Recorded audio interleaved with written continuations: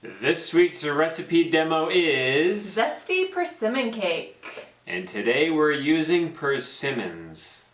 But is it a fuyu or a hachia? Stick around to find out.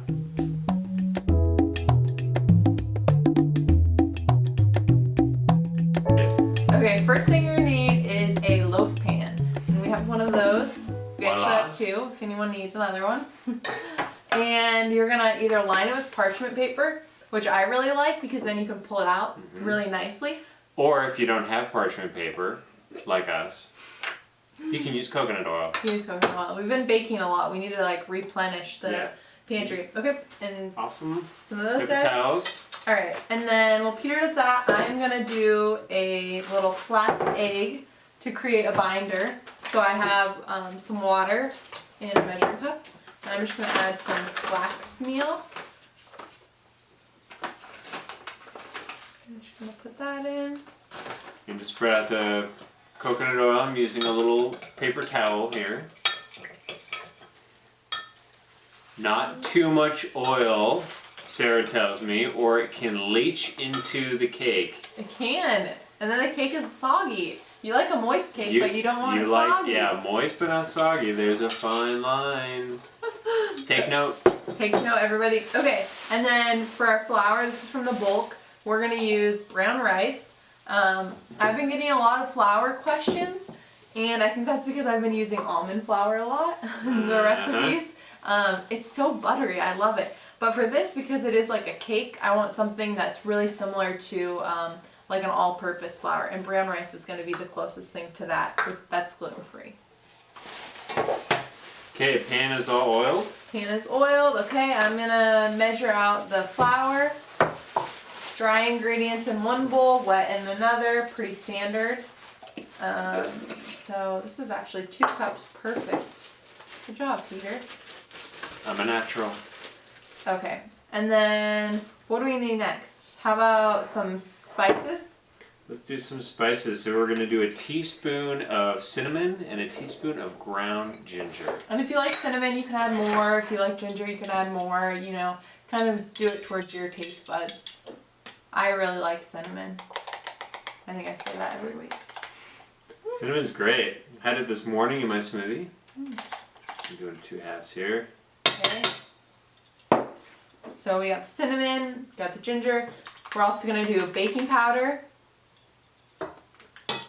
I like to just use my hand. All right. Oh, really? Yeah, this is what I do. Oh, wow. Bacon, no one's watching. Don't worry, Franklin. Okay, so we got those in there. What other kind of dry ingredients? How about some sugar? Sugar. Sugar Coconut happens. sugar. We're addicted, of course, you know. We're not addicted. Addicted. Oh yeah, we're not addicted because it's non-addictive. Yeah. It's low glycemic. It's like it's not even there. Glycemic. It's just as sweet. It's delicious. So we're gonna be adding 4 cups of this. Just kidding. Not even a cup. We're just gonna do a half a cup. A half a cup. So this isn't super sweet.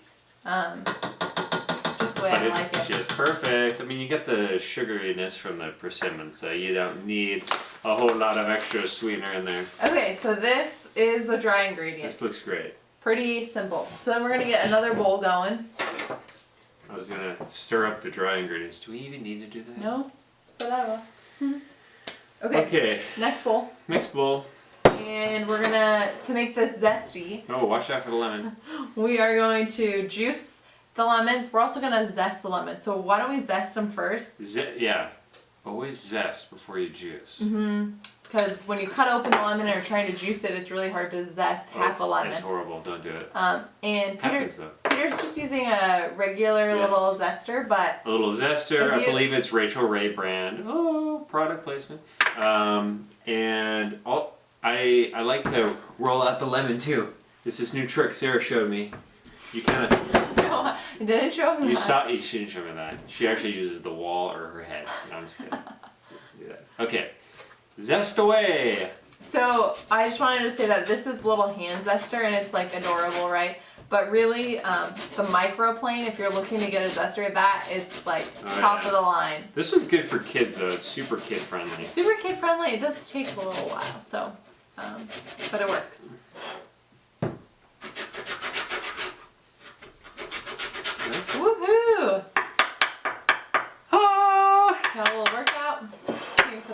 zest in there. Okay. Beautiful. It's starting to smell very citrusy in here, fresh. I feel like it's spring. Which is not. Oh, you know what I really like around the holidays that has to do with lemon? That your mom makes that are so good. Lemonade. No! Lemonade? Really? Lemon bars. Oh yeah. That's what we should make. Really? She makes this in the wintertime? Yeah, for Christmas. They're so good. Yeah. Thank you, Betty Crocker. Hey. Alright. Back at it. Okay. Let's juice these guys. Juice them up. How much are we juicing? 2. While Peter juices that, he's going to use his hand to catch the seeds. I'll do it 2 ways. It's a great tool, okay? Oh, I caught the seeds and then I dropped them in there. See, that's exactly what you're not supposed to do. Whoop! Pull them out. This is the poor boy Oh, jeez. style. Oh, there goes another seed. Usually I do the baking. I don't know. You guys can probably make your guesses why. Gotta keep him out of here. Can you speed this up too? Yes. The actual method that Sarah likes. The reamer and the catcher. Kind of like the catcher in the rye. So if you like kitchen gadgets, here we go. Catcher in the rye. Christmas is coming. Great little stocking stuffers. Or you could get the handheld one that's kind of similar to the garlic press, where you just like put the lemon in and squeeze it. Oh yeah. That's a kid favorite. Mm-hmm. My favorite. Alright. 1/2 of a lemon to Oh go. my gosh. I'm putting him to work. I feel like I'm just sitting here. You are. Thanks, Peter. Don't worry, I'll do the next steps. Alright.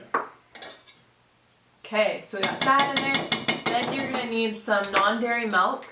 I don't even know what this is. Is this almond? Almond milk. We're using almond. Made this a few days ago. You could use coconut or rice Just a 1/4 cup or soy. or however much. Oh, plus a little extra. We're not measuring. Oh my Make God. sure you get the measurements off of the front of the video or on the recipe. Okay, how about some sugar? Oh, we got the sugar. More sugar she wants. Coconut oil. Really? Yeah. Let's add it in there. So, how about you pour that in there? Okay. I'm just gonna, what do you need? What do I need? A Yeah, we- spoon. Oh, this spoon. We're gonna pour this in here. Okay.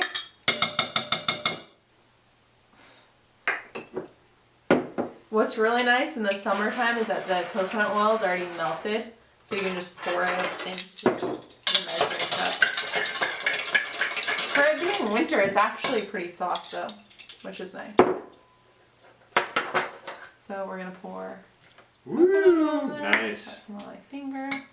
And you're gonna want to kind of use the back of your spoon or your mixing tool, whatever it is, to kind of cream the coconut oil. It won't break up perfectly, but that's okay because when you mix the dry ingredients with the wet, that coconut oil will really spread out. So you just want to like break it up a little bit. Nicely said. Do you saw that? It's called lemon party. This was great. Okay, so you want to pour the wet into the dry. Okay, let's pour the wet into the dry. Love coconut oil on my fingers. Alright, so Peter mixed up the dry and now he's adding the wet to the dry. Dun, dun, dun. Perfect. And Sarah's gonna give it a nice stir. You want to make sure it's really well combined, but you don't want to over mix it. Alright. Okay, yeah, that looks great. Really good consistency. Thick. Okay, yes, it looks just like really dense. Alright, so now we're going to fold in the persimmon. And in case you were wondering, we're using the fuyu. Fuyu, not the hachia. And the difference, if you guys are curious, these ones are more firm. So I like these ones in bread because they're going to hold up and you're going to be able to see them in the cake. whereas the hot chia, they're a lot softer, and so they're really good for like blending or like sauces or like maybe on top of pancakes. Yeah. So I'm gonna do the final stirring, but I almost forgot that No. we are baking after all, and I almost forgot my hat. It's like hard to take you seriously. Really? What? Yeah. I don't want to mess up my hair. Okay. So now that we've got this thing mixed in here, not over mixed, we are going to put it into the bread pan. I'm really having a hard time with the hat. All right. So, boy, this looks great. Woo! Oh, yeah.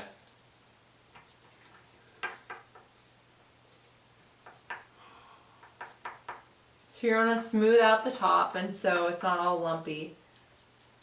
And kind of make sure it's even. Mm-hmm. If you kind of poke it a little bit, it tends to level out. And you kind of, I like to do like a little shake. Oh, okay. And that usually works too. And that's how it'll look. And now we're gonna go put it in the oven and bake it for about an hour, kind of a long time, so be patient. And we will be right back. We'll be right back. See you in an hour. Okay guys, the cake is done. Voila. So you have to be kind of patient. We waited 10 minutes before cutting it, and we're gonna cut into it right now. I just wanna cut it. Ooh. Oh, it's still a little moist in there. Oh yeah. Mm-hmm. Oh yeah. Still a little bit steamy. So hot. Yum, I want to eat it, but I'll wait because we should probably tell you guys why you should make this cake. Yeah? Yeah, yeah. Okay, so the number one reason I think you should make this is because what else are you going to do with persimmons? This is the perfect recipe to put those persimmons to use. And another great reason is because it's a healthy cake recipe.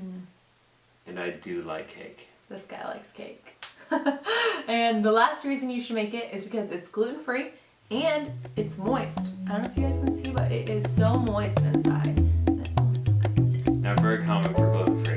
True. So thank you so much for watching, and we will see you next time.